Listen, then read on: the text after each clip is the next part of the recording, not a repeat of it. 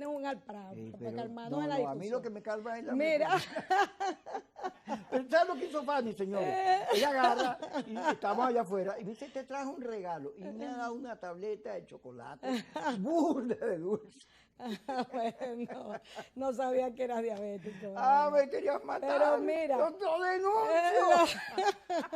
Sin duda, Kiko, que hay que retomar el camino político, de la política, Así pero es. con P mayúscula, en eso convenimos. Pero cuando te decía que hay actores del otro lado también favoreciendo el radicalismo, es porque el propio gobierno la promueve. Cuando Padrino López sale llamando a que no necesitan que la Fuerza Armada se convierta en un factor político interno de lo que van a ser las elecciones del 2024, el consejo que da es muy bueno para Ledesma, pero también ese consejo tiene que escucharlo el compañero Diosdado Cabello, que semanalmente en su programa viene atizando reuniones con los militares y los militares tomando parte. Cuando el militar, conjuntamente con el Consejo Nacional Electoral, ambos elementos deben ser garantes de que el proceso de elecciones que se dé en el país sea un proceso lo más prístino posible. De allí que hay que retomar sinceramente un camino distinto al que se ha venido tejiendo desde hace un tiempo para acá. La polarización ha dejado muchos muertos en el camino.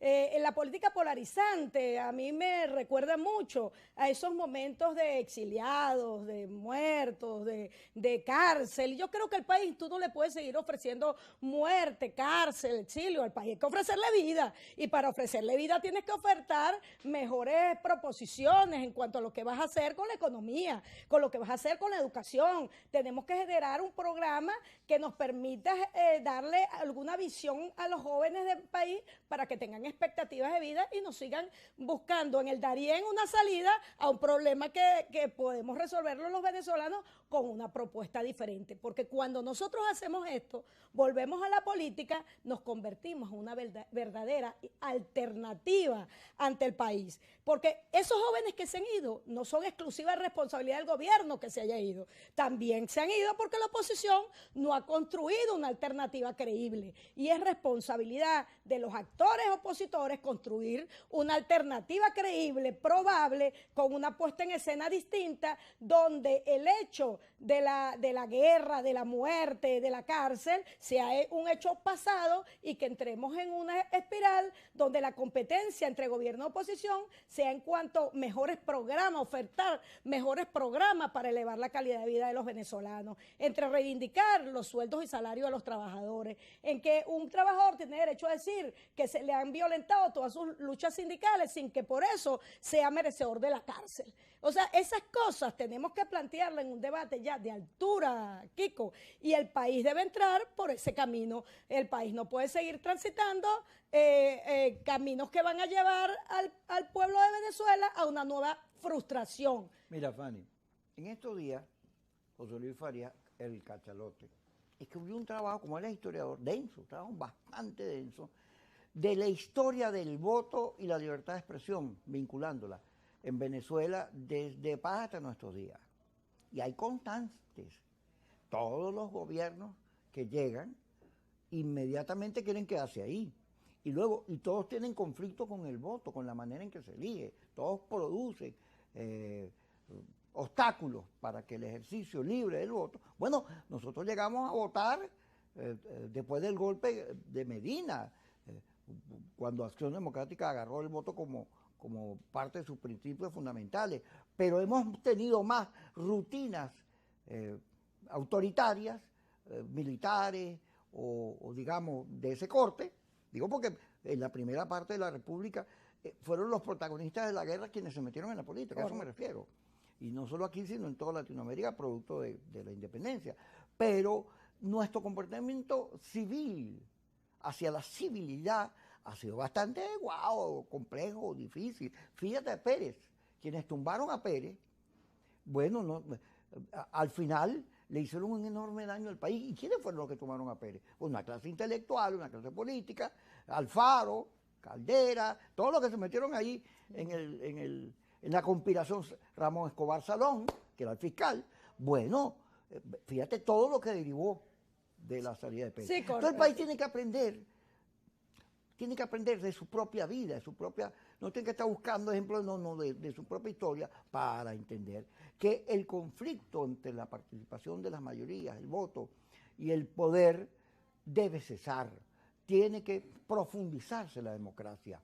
Y la democracia está en crisis en el momento en que deja de darle salida, servicios, comida, agua, luz, plata a la gente. Y el problema de Venezuela es un problema económico muy fuerte. Sí, y un problema económico y un problema programático de políticas públicas eficientes que no existe.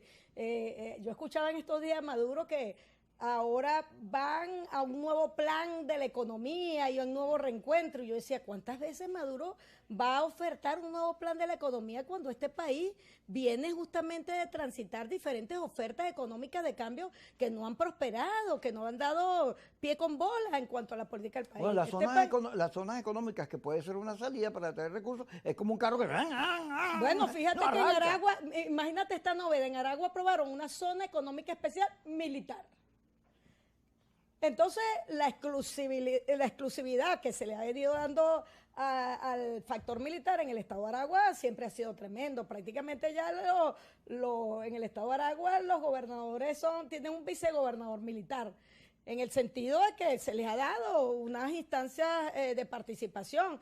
Pero en eso no es espacios malo. donde la civilidad... Eso no es malo. No, pero es que me refiero... Los militares en Venezuela siempre han jugado la política. No, pero es que lo bueno, de una zona económica especial, como estaba propuesto, es que nuestros empresarios, nuestros emprendedores tuvieran un paraguas fiscal que lo fortalecieran, que contribuyeran al desarrollo del Estado y no simplemente utilizarlo como tendencia política, partidista, con sesgo. Allí es donde está la crítica de este gobierno. Tú no puedes seguir gobernando para una minoría. Entonces, la mayoría que sabe que se está gobernando para una minoría tiene que darse cuenta, no nos pueden seguir llevando por este camino, pero tenemos que organizar el descontento y convertirnos en opción política de cambio. Porque de verdad, Kiko, que en las visitas que nosotros hemos hecho a los diferentes estados y en las comunidades, la gente la está pasando muy mal, tremendamente mal. Las personas optan hoy día entre comprar un medicamento y comprar el alimento que se va a proporcionar para una familia. Sacrifica muchas veces el padre a los niños que los acuestan hasta mediodía para que no desayunen, para ahorrarse el tema de la comida. Sí. Entonces, ese drama eso es un drama ser muy el protagonista de la política. Correcto, es un drama muy triste y es lo que debe ocupar hoy día un gran espacio pasada las primarias en la elaboración de una agenda programática que no solamente atienda el tema económico, sino que también atienda las grandes necesidades sociales, los grandes problemas que tiene el país en las diferentes áreas, pero también la necesidad de inmiscuir al país en un camino de pluralismo político. Tiene que darse el nacimiento al pluralismo político y respetar las minorías y respetar al que piensa diferente.